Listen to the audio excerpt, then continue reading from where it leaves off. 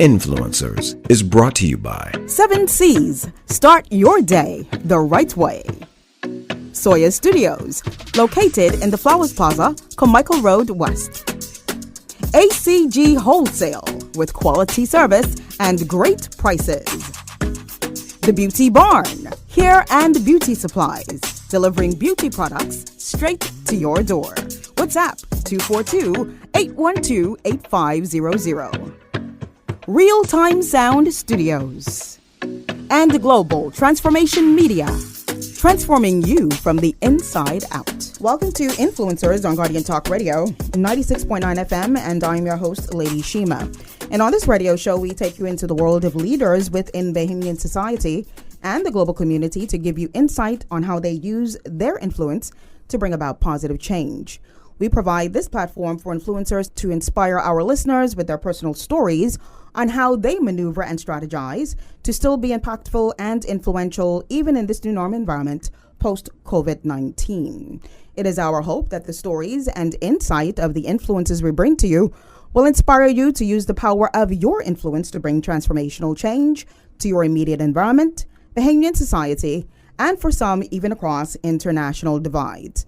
And today we delve into the mind of a Bahamian parliamentarian who has distinguished himself as an inspirational figure, especially to that sector of our local demographic who fall under the category known as millennials. At the age of 22, he became the youngest elected member of parliament in the history of the Bahamas and the Caribbean community. He is the sitting member of parliament for the Bain and Grants Town constituency, and he currently serves as Parliamentary Secretary in the Bahamas Ministry of Tourism and Aviation. He also serves the darlings, the youth of this nation, as the founder of the Rising Star Organization, an elite male mentorship program designed to train, empower, and equip young male student leaders with the tools to become world changers. So today, influencer Travis Robinson sits with me as we discuss the topic, the Bahamas, a nation in recovery mode. All this and more when we return here on Influencers on Guardian Talk Radio, 96.9 FM. Need your picture taken? Well, if you want it to look its best, then go to the best. It's Soya Studios, capturing your special events, portraits, passport, job, and visa photos. Plus, there's more. Also offering professional printing services of business cards, letterheads, signs, and banners. Opened Monday to Saturday, 8 a.m. to 7 p.m. and Sundays, 10 a.m. to 4 p.m. It's a legacy. 28 years and growing. Located in the Flowers Plaza, Carmichael Road. Call 361-7786. Staying healthy has taken on a whole new meaning these days. So we ask, why do you put your health first? As a business professional, I need to make the most out of my work days. I'm a teacher and I want to be there for my students. In sports, I have to be in top form for my team. Motherhood, I just got to keep up with my kids. Because my patients rely on me to be at my best. Staying healthy is important for many of us, and Halib Orange makes it easy. Just one 1,000 milligram tablet of vitamin C gives your immune system a flavorful boost, leaving you protected and feeling good for the day ahead. Halib Orange Vitamin C. Just pop the cap, drop it in water, let it fizz, and enjoy. Part of the Halib Orange family. ACG Wholesale is the answer for retail grocery store owners and everyday shoppers who want to save big. ACG carries a variety of drinks, snacks, meat products, essential dry goods like rice and yellow grits, plus lots of wholesome produce. And ACG Wholesale is a proud distributor of Borden's Milk. Opened Monday to Saturday, 7 a.m. to 5 p.m. Located next to Phoenix Supermarkets on East Street South. Call 392-1155. That's ACG Wholesale with quality service and great prices.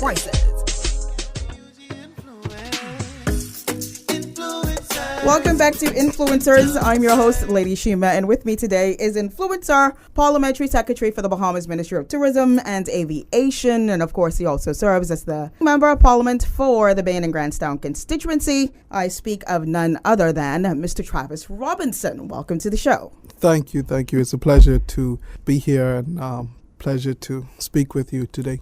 Thank you so very much. And I'm really excited about this conversation because there is a whole gamut of topics that I have here for us to discuss. And I'm really enthralled and excited about the fact that I get the opportunity to interview such a young parliamentarian. I think there's a lot of inspiration to be gleaned from your story. So with that said, let's start with the whole purpose of the show, and that is to use the power and inspiration of influence to really inspire those listeners to use the power of their influence to bring about positive change in their homes, in their communities, in our country.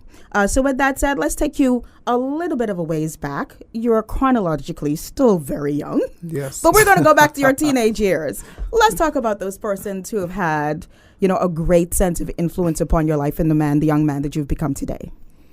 Well, growing up in Bain and Grants Town, I didn't really have a lot of local community influences that live within the community. However, in the school that I attended, C.R. Walker and T.A. Thompson, a matter of fact, in T.A. Thompson, my junior high school, my 7th grade homeroom teacher, Ms. Ayan Seymour Bain, who became my adopted mother, has had the most major influence on my life. C.R. Walker Senior High School, my geography teacher, Mr. Freddie Munnins, he would have had that male influence on my life that helped to rear me into the young man I am today. I participated in a number of youth organizations like the Boys Brigade and the Rangers program coming up in school. And the mentors in those programs, like Captain Moxie and Captain Wellington Ramsey in the Boys Brigade, they really steered me on what it is to be a young man of power and influence and conviction. But overall, interestingly enough, my major influences and mentors have been laymen and common individuals in society.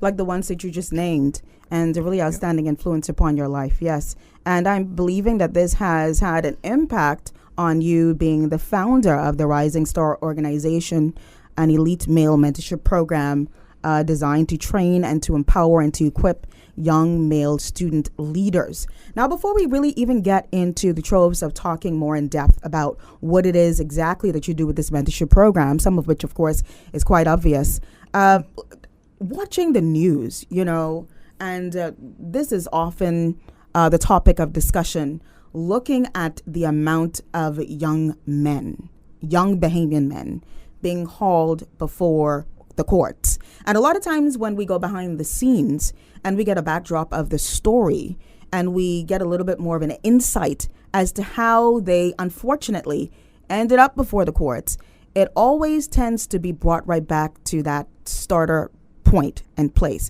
and that is the father figure, that hole that void that needs to be filled. I believe that there's a relationship between the two, and I'm talking about this mentorship program and what it is that I just mentioned. What are your thoughts? Well, I fully agree. I often say to people a lot that the older generation that point their finger at my generation often forget who raised the same generation. And so it is what we see today is a direct result of the older generation's tutelage or the lack thereof. And oftentimes, young men, particularly, because I was with them, the young man you hear sitting here today speaking, I wasn't always well grown and poised as I present myself to be. I was a part of the Nike Boys gang in Bain Town and running the strips and going down to Junkanoo and throwing bottles and getting locked up. And I was into all of that, because I didn't have a quote unquote strong father figure inside my life, right? But I didn't use that specifically as a reason why I couldn't become something greater in life. In fact, as I mentioned earlier, my role model and mentor was a woman that really raised me into being the refined young man I am right now. But, I think a lot of young men are not just necessarily looking for a father figure. Yes. But really looking for an opportunity to express, themselves personally in terms of what are their dreams, their aspirations, their goal. How do they see themselves fitting inside society? Yes, that's a good point. Mm-hmm. And for me, when I talk to young men on the blocks and on the streets in Bain Town and elsewhere, yes, they just want to be heard. They want to feel like they belong, and thus, my mentorship, Rising Star Mentorship Organization, was really birthed out of a desire from me as a young student from Stephendale Primary, wanting to go back to my school and give back of some of the things they have given to me. My guidance counselor at Stephendale Primary, Ryan Barnett. Yes. He was the one who really gave me that way out, in terms of when I come to school in the morning, I wouldn't have lunch or anything. I got my lunch from the free lunch program. I wore a shirt that only had 3 buttons, big, amazing. Short, overgrown pants, bleached out, bust up shoes. But I still came anyway because more often than coming for school, I came because I had someone I could have talked to. And that was my guidance counselor at the time. That's good. Yes. And so that passion and desire spurred me to create that organization where other young persons like me will have that same opportunity. That's a really awesome testimony. And let's talk a little bit more specifically and in some detail of some of the work that you've done so far through your mentorship program historically. Right. So the mentorship program was really designed, as it says, equipping young leaders to become world changers. What I found growing up as a young boy in Stephendale Primary and then T.A. Thompson when I went on to become the head boy there, and then C.R. Walker when I went on to become the head boy at that institution. Outstanding. Is that a lot of organization, particularly like when I was in the gang, etc., there were numerous organizations that catered to the quote-unquote at-risk young person. Yes. You had the Youth Against Violence, you had the SHORE program, you had Teen Challenge with Mr. Fox, and the list goes on. Yes. But then when I really looked at a program that catered for someone like me at the time in junior high school where I was in the gang, but I'm now on this path of becoming an academic individual. The programs were not there, and I often tell people, not because a young boy is well educated means that he don't need the grooming and the organization to bring him up as though the at-risk individual. Yes. So Rising Star was really birthed out of the belief that I had that young leaders in school. So my program really focused on the 3.9, the 2.9, the 3.0 and above students, because the goal is how do I give those individuals, those young boys who are already performing, and because they are performing, a lot of people think, well, they don't need the attention, they don't need the help, they already got it all together. And so some of the things, we focus on, because they are so book smart, right, our program is not tailored around the academia of it. So we do dealing community with, outreach. Yes. Right. So we do community service, painting the elderly people homes, grocery give backs. We go around, we clean up the beaches, etc. Those type of programs. Empowerment. Right. We partner with the Defense Force. They come in, they train them. I care them through the rigorous, because typically the book smart young boy is not really exposed to the grit and the grind. And so the program is really developed to give them grit and grind to, yes, you have the academic, But when you come on the streets of the Bahamas, you're going to need something else to push beyond just the academic. And so that's what the program really focuses on, pulling them, not really pulling them away from the book, but complementing the book aspect of them, so that they are not just the bookworm, but they can function and move in any reality or society they found themselves in. Yeah, and a couple of minutes before we started with this conversation, you said, of course, due to the pandemic, there's a little bit of a lull in the execution of this program. But what are your thoughts on the future of the program? Of course, this is so needed. And what did you say to me? Well, absolutely. The program won't go anywhere. We will get back to the full-on operation of the program as soon as the country gets the numbers back under control, and the school system education allows students to come back into the school building for face-to-face, because it's an after-school program, and the type of principles and lesson we teach them are really face-to-face type of principles and morals that they need to learn. But in the meantime, I do work with the guidance counseling department. Good. That's good. In the meantime, until we get back to that program, and I would come in and I would do guest lectures at different schools for the young boys, etc., to talk about what the program is about and to give various sessions on the program until we get back to that one-on-one intermingling with them. That's really awesome, because there are so many different ways and modes and, having to pivot. And so many of us, we had to do that. And that's exactly what you did there with this awesome program. And I'm just praying and hoping that sooner than later, we can get beyond this pandemic. Absolutely. So that we can get back to some face-to-face with such an awesome program as that one. But with that said, of course, our topic for today is the Bahamas, a nation in recovery mode. And I want to talk to you more so in the Office of Parliamentary Secretary for the Bahamas Ministry of Tourism and Aviation. But right before we get into that in detail, let's talk a little bit about your rise in politics. You have a very, very, very interesting story. You just shared a little bit about your personal background. And to be honest with you, it's the first time me hearing some of what you had to say. So I am extra inspired by your personal story today, Paul Sec, today. But 22 years of age, the youngest in Bahamian history to be elected into the halls of Parliament. Handedly defeated the PLP incumbent back in 2017, Dr. Bernard Nottage, who's 71 years of age at the time. And, of course, the PLP having a strong hold in that area. Let's talk a bit about that victory. And I want to segue into talking just a little bit about 2022 as well. Do you believe that your victory had to do with your promises to the people of the Bain and Grants Town constituency, or do you believe that it probably fell to the default of party politics? What was your honest opinion on that? Well, I tell people often when I talk about my stance in Bain Town and who I am, I'm not running for Bain Town. I live in Bain and Grants Town. Good point. And so the difference is, here's a young man that the community watched grew up from a little toddler, went to primary school, junior school, senior school, and into college, the university that is just 1 minute away from the university, from the Bain and Grants Town community.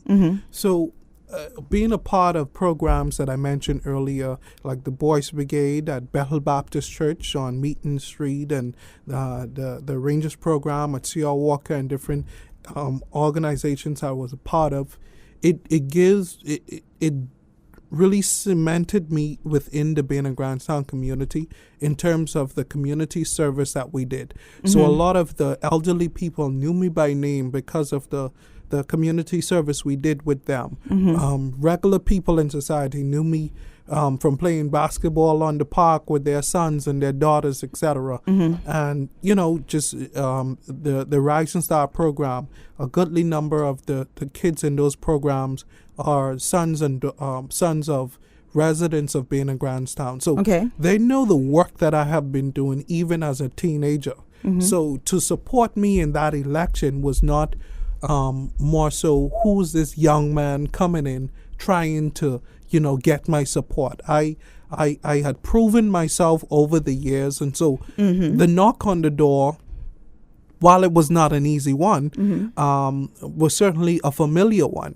because as well, while I joined the FNM at the age of 20. Well, when I joined the FNM and went into election, my campaign actually started out as a 21-year-old independent candidate for Bain and Grants Town. Yes. And so it was in my independent run that both the leadership of the FNM and the then Progressive Liberal Party invited me to have a sit-down conversation with them. Obviously, at the time, the PLP was not the most favorable in society in the 2017, going into 2017 That's general correct, election. at the time, yes. And so I had agreed to meet with Dr. Minnis. And, we sat down, we had a conversation, and he talked to me about his vision and his desire for the community. And I realized that it had lined up with my desires and dreams for my community that I, still live in today. And thus my transition from independent and all of my team and everybody who was with me merging into the Free National Movement. Okay. So mine has never been a political thrust. It has always been a community activism. Thrust? Okay. Yes, always. I worked with the Ministry of Youth, Sports and Culture, drafting youth policies, etc.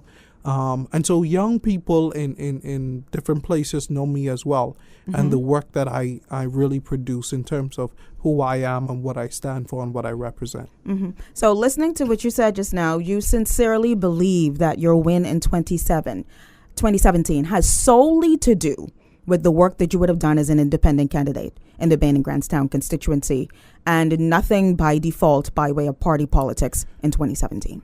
Right. So I wouldn't say the victory was by default, because I think the victory margin was by almost 1,500 votes, right? So let's say if I give 500 votes to the party political brand, that's still another 1,000 votes that has to be attached to something. And bear in mind, we're talking about a PLP black belt community.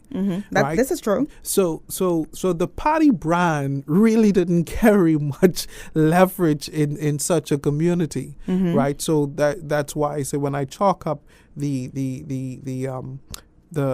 500 votes thereabout to the party brand, there's still the bulk of that success of the victory that has to be attached to something. And I think that was the community work, the community activism, the authenticity, the relatability of myself to the people. And don't get me wrong, bear in mind, party affiliation does still have a strong hold of course in our society today. But obviously in certain communities, whether it be for the PLP or the FNM, whether it's a Centerville or Bain Town or Kalani and St. Anne's, they all have their black belt areas, right? Where party brand is not the deciding factor. Most definitely. For either side, know. So I think the work that we've put in, my team and I have put in, and the authenticity and the genuine spirit by which we have been doing what we're doing has been the catapult or the catalyst to arrive to the result we have seen at that time. Okay, I hear you and I understand you, but just on a point of clarity, I just want to say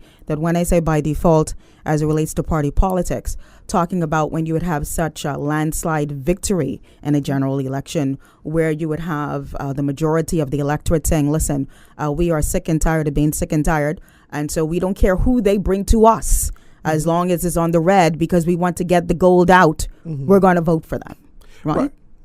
But when you do other margins, for example, when you look at Glennis Hannah Martin in Angleton, another PLP stronghold, right?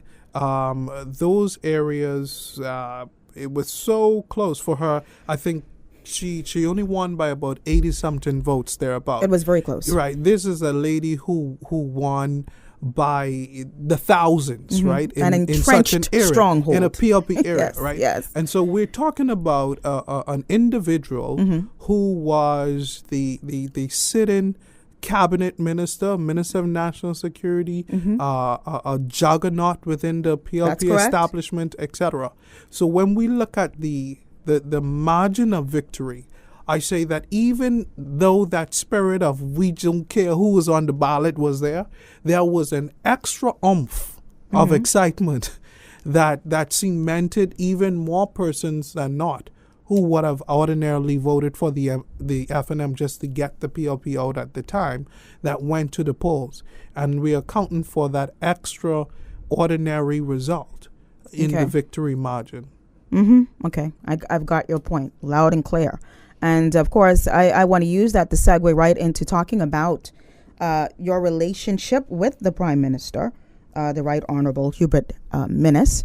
Of course, your story, it's in public domain. Everybody knows what's happened. Of course, in July 2020, July 20th to be exact, you were reinstated as with your post, Parliamentary Secretary for the Ministry of Tourism and Aviation. And just being from the outside looking in, and now more so on the inside as of recently, you're doing quite the phenomenal job. But you have had your seasons, you have had your times of ups and downs. I would like to ask you about the power of influence as it relates to your relationship with the PM, because there were some persons who said that you would never return because of why you were fired in the first place back in 2018. And of course, that had to do with the vote on the VAT going from 7.5 to 12%.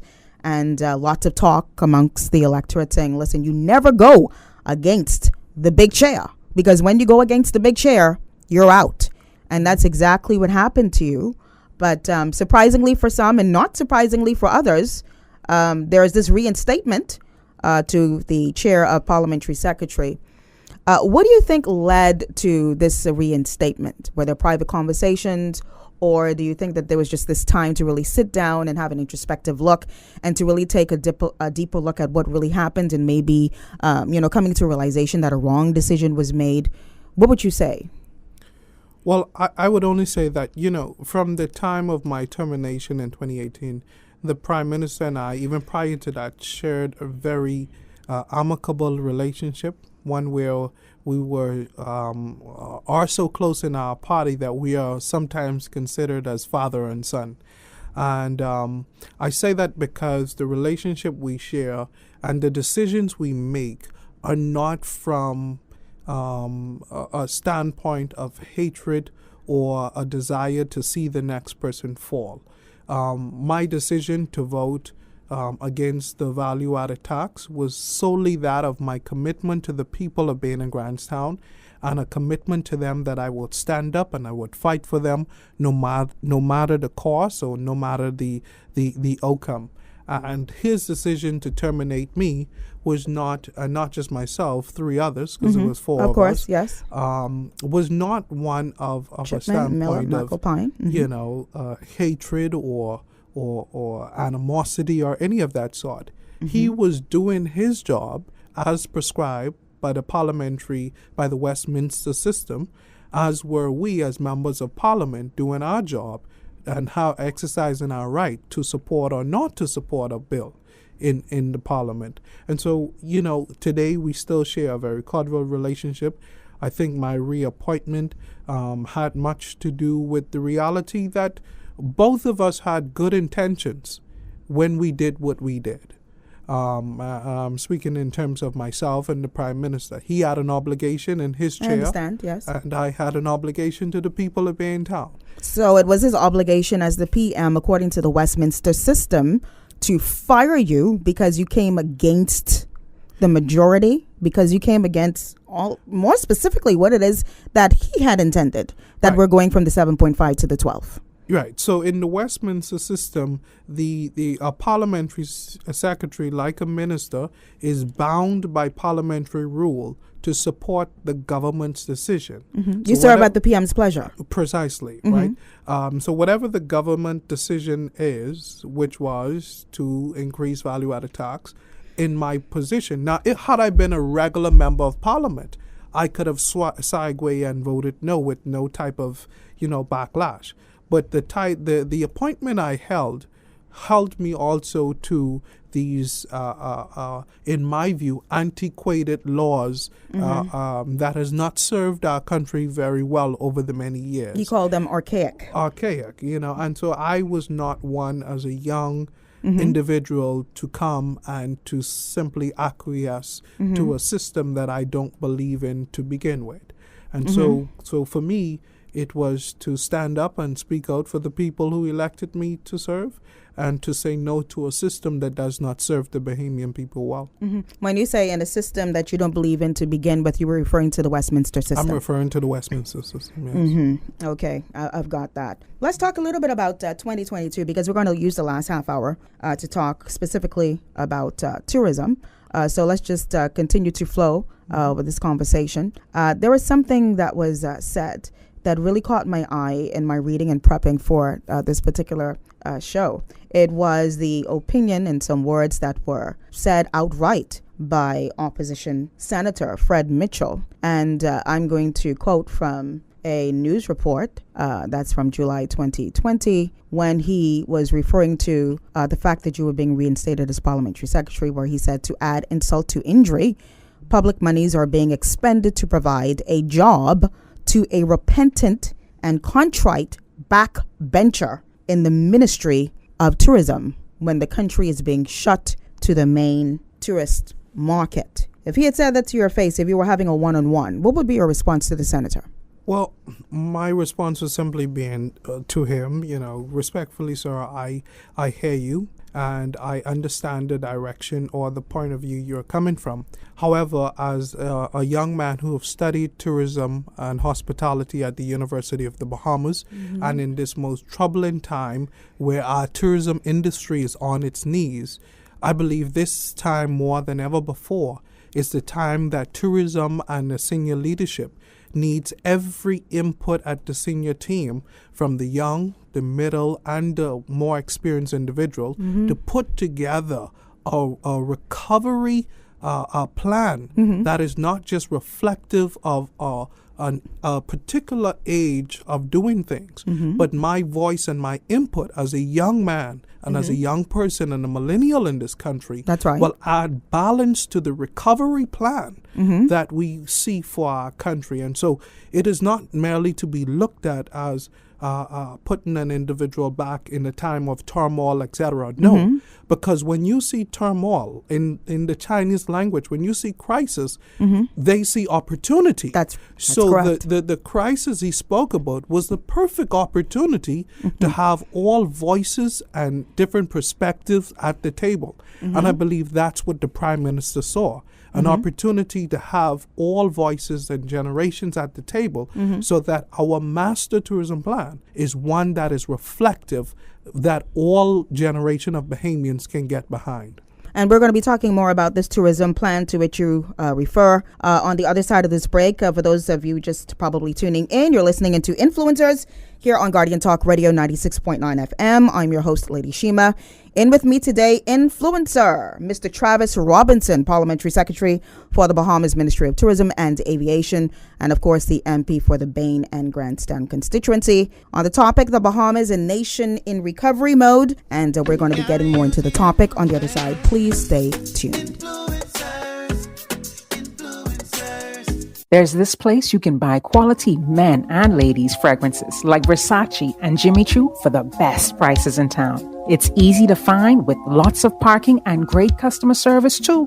Want to know where? I'm talking about Sawyer's Treasures and Things, located right next to Sawyer's Studios in the Flowers Plaza, Carmichael Road. Open Monday to Saturday 9 to 5. Call them now at 361-7299. Got it?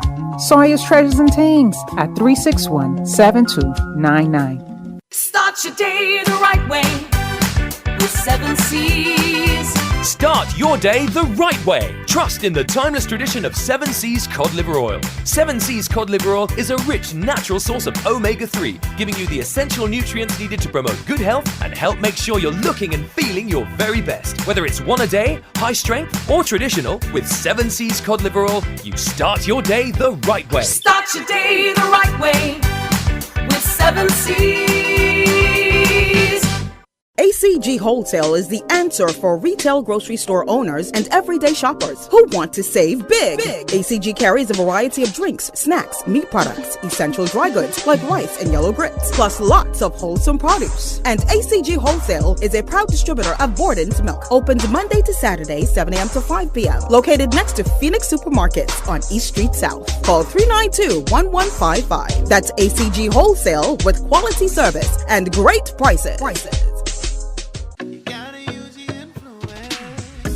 Welcome back to Influencers. I'm your host, Lady Shema, and with me today is influencer Travis Robinson, and he is, of course, the Parliamentary Secretary for the Bahamas Ministry of Tourism and Aviation. And our topic for today is the Bahamas, a nation in recovery mode. And right before we went to break, you were talking about this recovery plan as it relates to tourism. Of course, I was participating in a Bahama host session just this morning. And a lot of the participants were talking about really just seeing downtown just looking like a ghost town and how heartbroken they are by, just witnessing this. First account eyewitnesses seeing this. And for some of them is the first time in their lifetime that they've ever seen such a thing. Talk a bit about some of the plans that your government has in bringing about this rebound, this recovery, this comeback of our number one industry, tourism. Well, first of all, we're still inside the middle of in the surge of the pandemic, even particularly now in what we call the third wave. But what we've been focusing on is brand familiarity, right? A number of, particularly in the U.S. market, because we know and we appreciate over 90% of our visitors to the Bahamas is from the U.S. market, right? And so focusing on brand familiarity, reconnecting with all of our travel agents, all of our promotional companies to, remind them of how, committed tourism in the Bahamas has been to them and the need for them to partner with us to get the Bahamas brand back out there in the front of visitors alike. But what more specifically we've been selling is the family islands. And that is because, when you look at this pandemic, a lot of persons and visitors are preferring destinations that are less densely populated. That's correct. And countries and destinations that are strict and really focusing on their COVID protocols. And so our efforts in focusing on the family islands are bearing fruit, and we see it in our numbers because in 2019, where we had the banner year, where we broke the record with 7.2 million visitors to our shore, the largest in the history of the Bahamas. That's right. Tourists coming to the Bahamas was about 75 to 80% coming to Nassau, New Providence, and about 20% going throughout the remaining family islands. Yes. Today in 2021, when we look at the numbers, there's about 60%, 55 to 60% of the tourists coming to Nassau, and a whopping 40% going to the family islands. That's almost straight down the middle. Yeah. And so when we look at the numbers, it's a direct reflection of our marketing advertisement, which was sell the family islands, less densely populated, a less COVID risk environment. Yes. We had islands in the Bahamas that had zero COVID numbers. That's right. Right? So instead of selling, Nassau and Grand Bahama, had the skyrocketed numbers. But at the time, you had the Eleutheras, the Long Islands, the Exomas, etc., with 1 and 2 and 3 cases. Yes. So when our travel agents sold that to tourists abroad, individuals looking to go on vacation, Eleuthera is busting through its seams. It was an easy sell, right? And so even now we're about to invest another $400,000 into Eleuthera to build a temporary airport terminal until the main airport takes break ground and begin construction, because Eleuthera is busting through its seams. Yes. So the marketing approach has been a very cautious one, because even if you look at November 1st, 2020, when tourism in the Bahamas, when we had the grand launch of the Bahamas is open for business back in November 1st, 2020. One of the flack we got at the time during November 1st of 2020 was that the Bahamians were not seeing, in their view, enough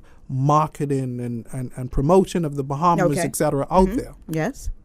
But in reality, research will show you one of the more specific things that we were not paying attention to, those who are not in the marketing industry, was that November 2020 was the U.S. general election, right? President Joe Biden and Donald Trump. Exactly, yes. And every television and radio ad had bought out every, ad. And the focus was on the U.S. election. Right. And so the price that you paid at the time for one ad, I'm sure, that was our whole budget, for marketing. So it didn't make sense. So we could not compete with the U.S. general election at the time. Okay. So the strategy had to switch again. We put a lot of little soft things out there just to keep our name buzzing. And immediately following the results, the confirmation of the results of the U.S. election, then we went full force with all of the marketing agencies and the different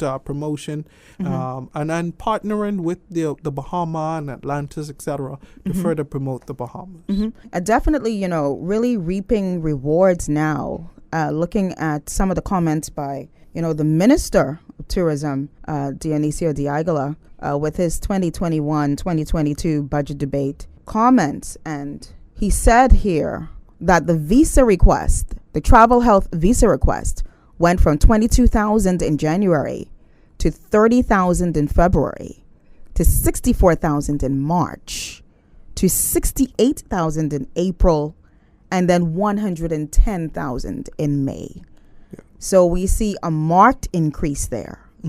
And so far in 2021, still quoting from the minister, almost 300,000 visitors have returned to our shores here in the Bahamas. And also, of course, he quoted those percentages that you just made reference to as well. 60% here to New Providence in terms of visitor arrivals and 40% going to the Family Islands. And so, of course, this is a confirmation here.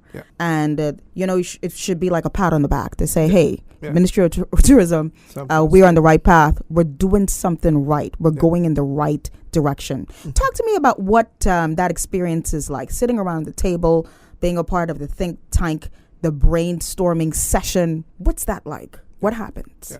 Well, it's a very interesting moment because you have some of the most experienced individuals with years and years inside the sector at this round table, and we're going back and forth on the direction that tourism should be going in.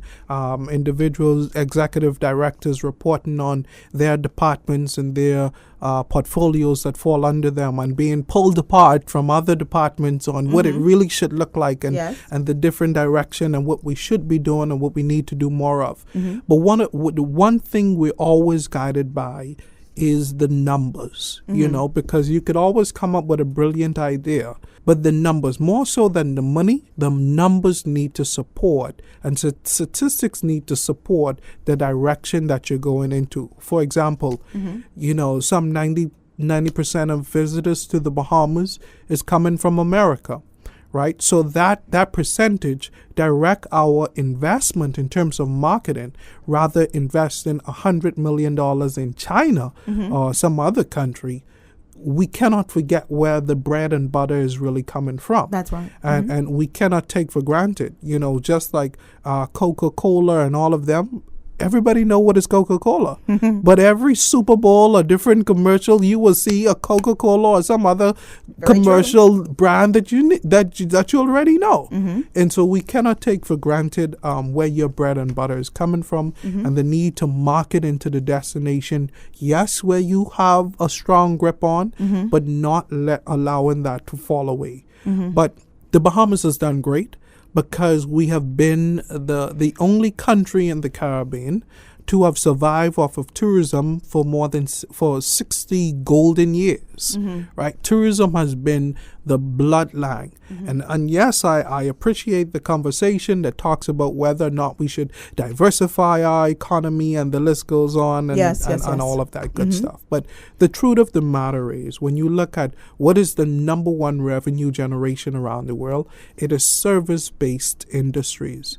Tourism is a service-based industry, right? And in marketing, it would tell you, we have in the Bahamas the competitive advantage over a plethora of other destinations. Right. So to go from something you're a master at to divert into something that you're trying to learn would be a black eye to your economy in its entirety. What do you think about doing both simultaneously? I think the simultaneous approach should come from us as a Bahamian people, and I think the government has been trying to do that when we look at the institution of the Small Business Development Center, where local Bahamians can go and get grants, etc., to start up a business, further promote your business, inventory, etc. Yes. The government is not saying that tourism should be the end-all and the be-all, but what we're saying is that we are the master at this. We understand this. We didn't figure this thing out overnight. It took some 60 years for us to be able to get to this point.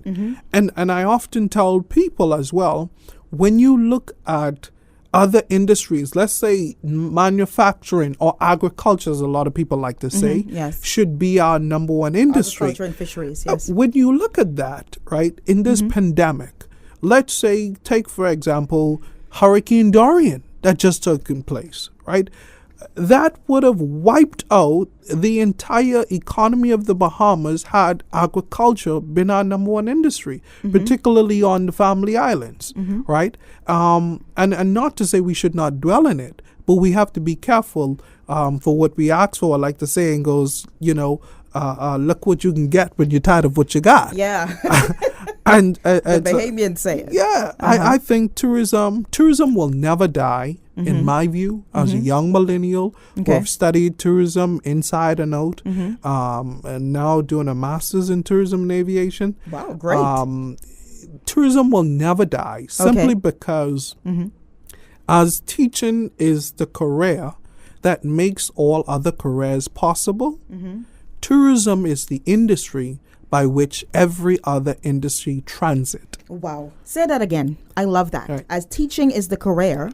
Teaching is the career that makes all other careers possible, tourism is the industry by which all other industries transit. You mind if I borrow that sometime in the future? You can. You can. Please do. I really love that. That's an awesome one. And talking about that and talking about, tourism making a comeback, and, it being easier for tourism to get up on its feet again. Yeah. All right. The Crystal Cruises, July 2021, making its inaugural voyage. And such a time of excitement, such a time of spontaneity, even for those persons who were so excited about servicing those tourists who were arriving on, on their shores after such a long time of not seeing one tourist dock at the doors of the airport. I could only imagine what that feeling must have been like. Yeah.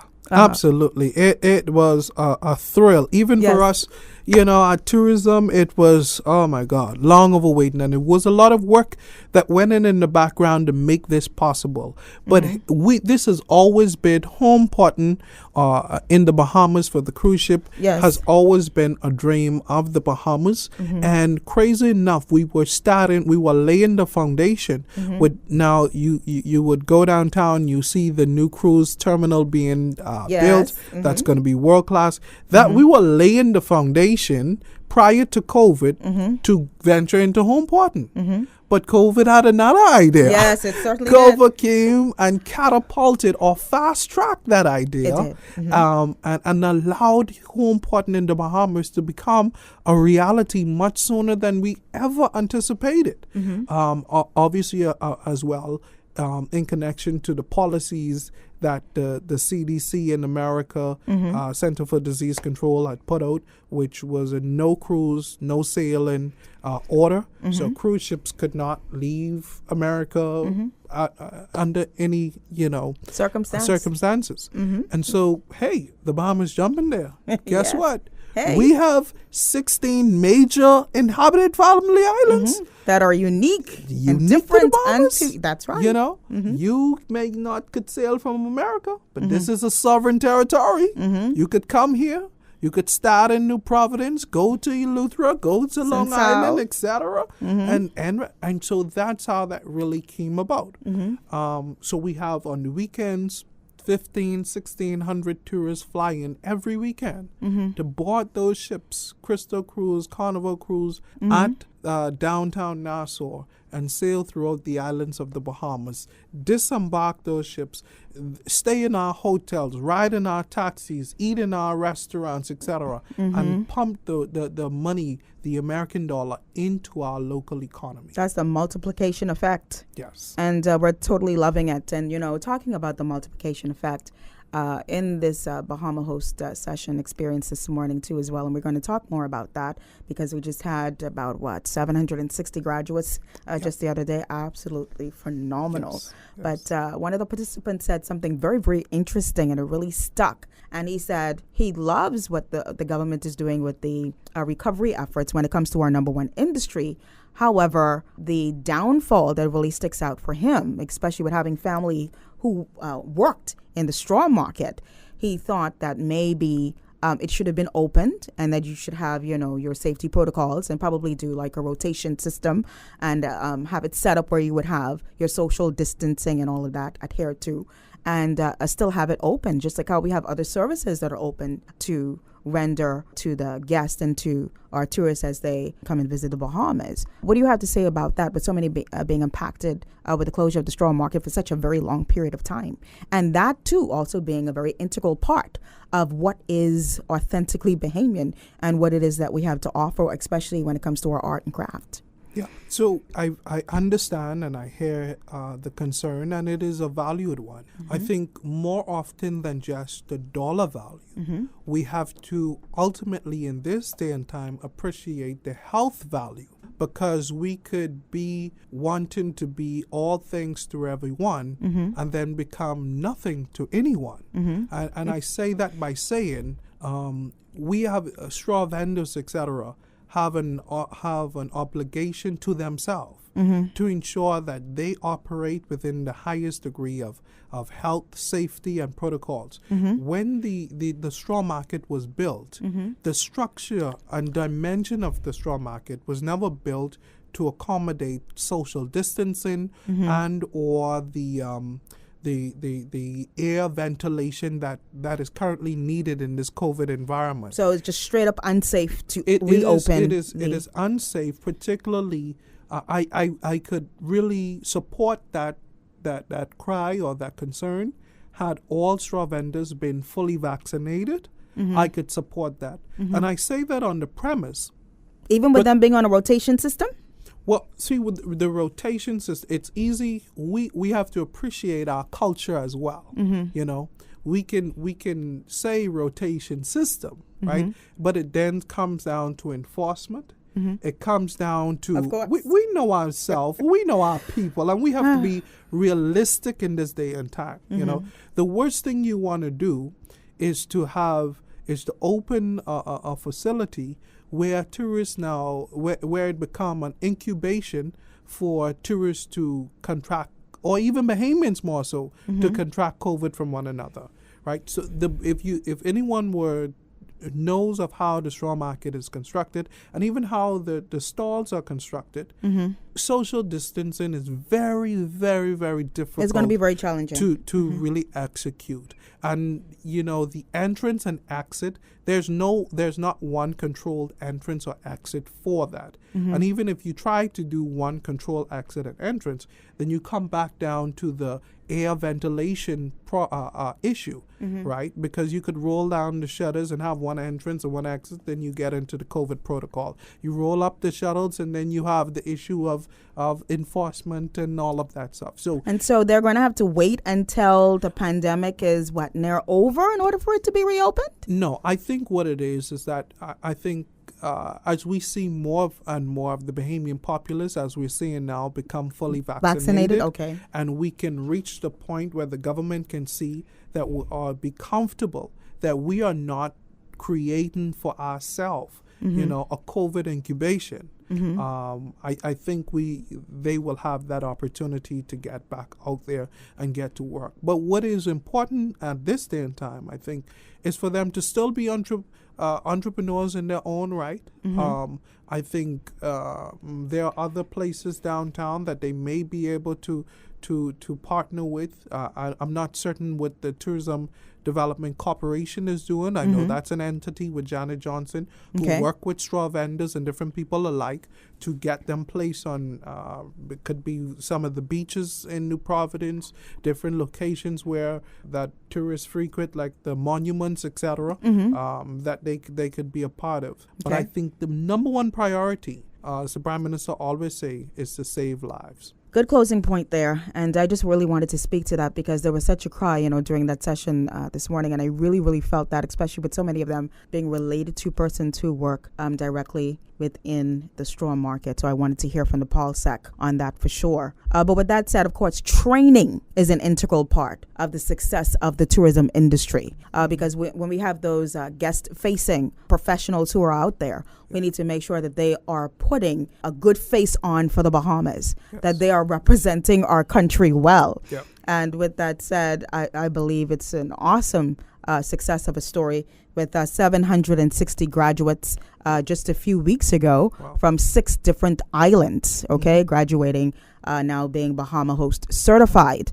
What are your thoughts and ideas and feelings about the whole Bahama Host thrust and purpose and function within the Ministry of Tourism? I think the Bahama Host for me is the very epitome or the embodiment of what we say when we say tourism is everybody's business. That's correct, yes. And the Bahama Host helped to make that slogan possible. You have police officers, defense force officers, customs, immigration, taxi, straw vendors, the likes, people from all walks of life, even nurses and doctors, etc., who enroll themselves in the Bahama Host program.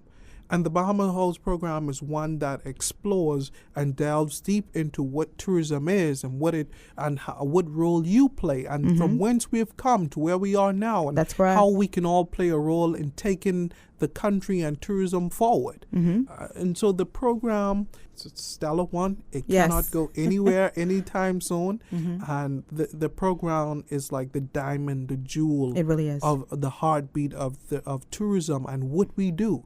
Because even just one session, one enrollment in Bahama Host could change your perspective on how important tourism is to this country. And I'm sure in your role and other persons who would have taught a class or worked with them, you hear the feedback, the comments. I didn't know tourism was so involved. So much of that. That's right. And that is what Bahama Host does, ensuring that everybody understands in this country, tourism is everybody's business. That's right. 44% of our gross domestic product, our GDP, is the tourism industry.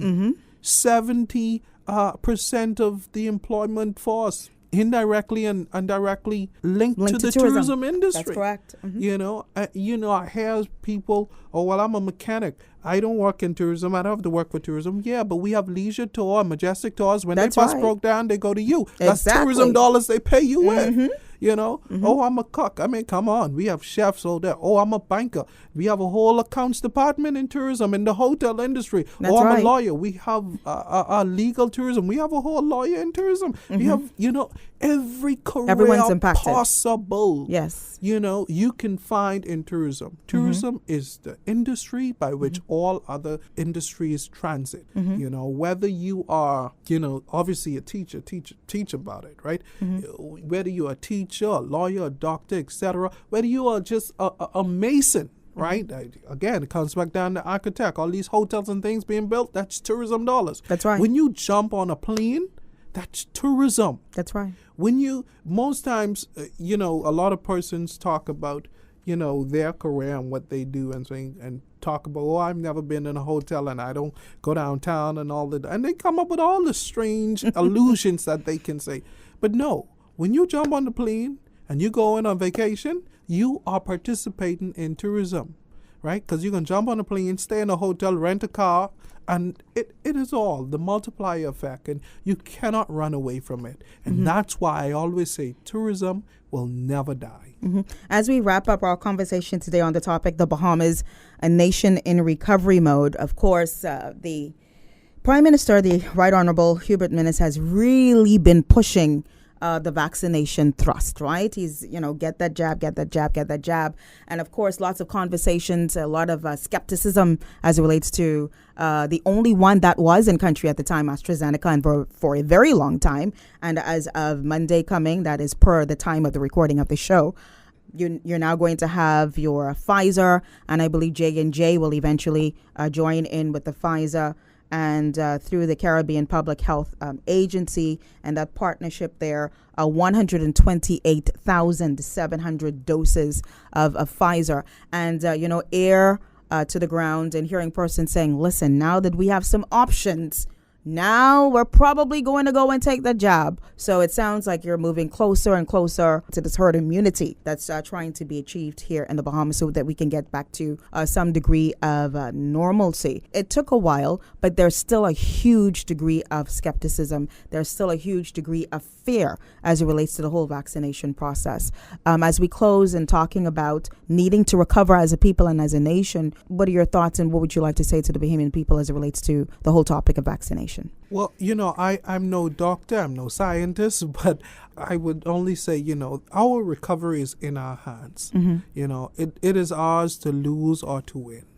We have the vaccines in country. A lot of persons, as you mentioned, have been talking about, not wanting the AstraZeneca and wanting to have more options. That is now available to us. And, I hear all the comments as well, why take the vaccine? You still could catch COVID. It's the same way you put on a seatbelt and still could die in a car crash, right?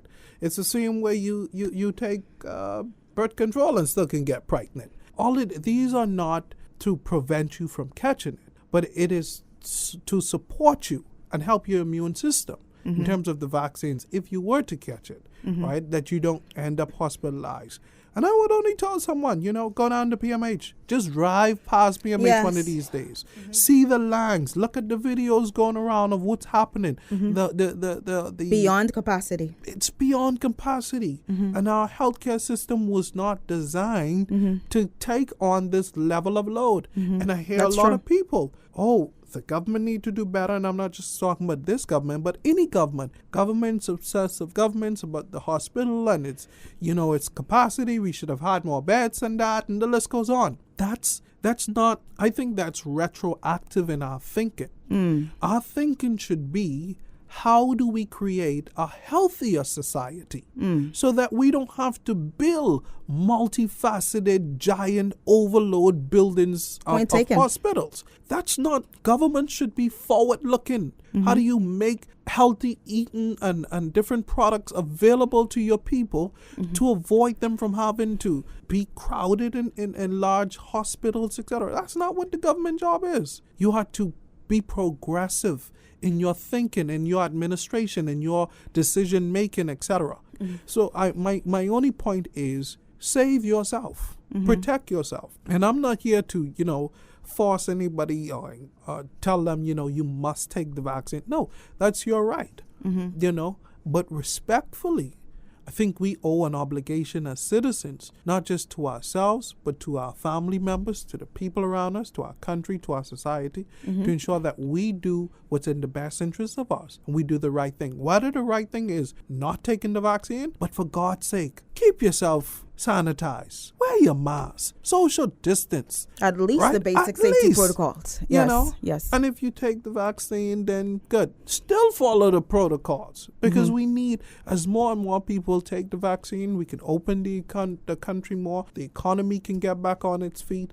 Tourists who are our bread and butter will feel more comfortable coming back here, knowing that the Bahamas is the first country in the Caribbean that have herd immunity. Man, listen, tourism could go to town on that type of promotion. It certainly could. Yeah. And I believe that the word that you shared just now is probably having persons to take a second look. Lots of talk, lots of deep thought.